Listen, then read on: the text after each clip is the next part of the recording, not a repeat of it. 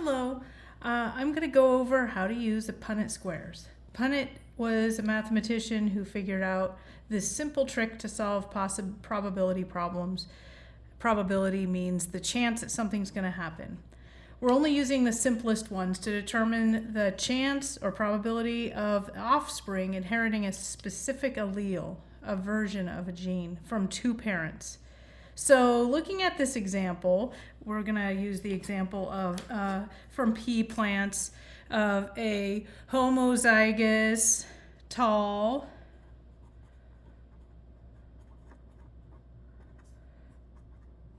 crossed with a heterozygous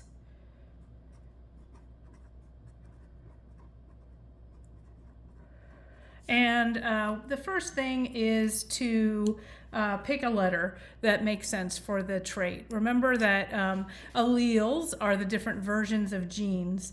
So we're going to be using a letter to represent that gene. It is good to pick a letter that looks different in capital and lowercase, but that's whatever. And also, in this case, it might be nice to use T for tall, but honestly, it doesn't matter as much as it matters the capital, lowercase, and keeping it all straight.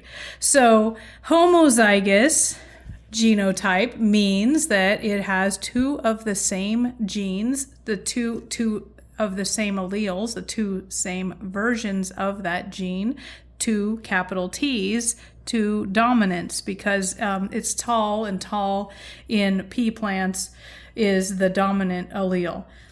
I actually probably should make sure we go over the different traits you might run across for the plants. The others are looking at peas for purple or white.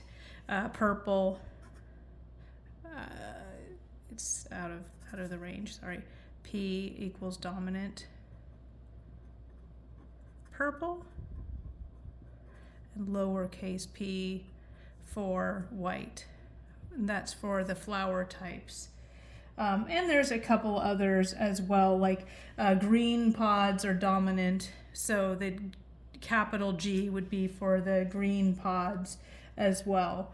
And for this trait, homozygous tall, heterozygous is the opposite of homozygous, means that two different alleles are involved, capital T, lowercase t, and we're going to cross these two parents. So this parent's genotype is big T or homozygous tall, and this one is big T little t, heterozygous tall. We start by putting the set of alleles for each parent on either side or axis of the Punnett square. So we'll put one parent on top, the homozygous tall one, and the heterozygous we'll just put on this side. It doesn't matter which axis you use as long as that parent's alleles stay together.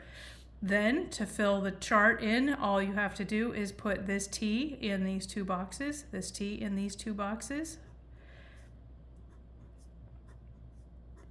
this T in these two boxes, goes across and fills in. This T goes across and fills in. I did put this T second here only because it's convention to put, if you have a recessive allele or a lowercase letter, to put it after the capital. It makes it easier for later to look at it and count things up. So the other part of this is knowing what we're using this for is to determine the probability that that a trait will show up. In this case, we're looking at the genotypes and the phenotypes. Genotypes of the offspring are half of them, or 2 out of 4, are going to be homozygous dominant. So we can just write those like that, 2 out of 4, or 1/2.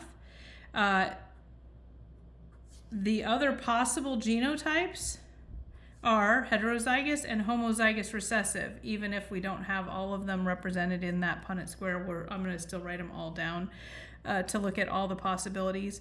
This one, the heterozygous, there's 2 out of 4 also. 2 out of 4, or 1/2. and 0 out of 4 are little t, little t. Phenotype means how it's expressed, that trait, and that would be in words.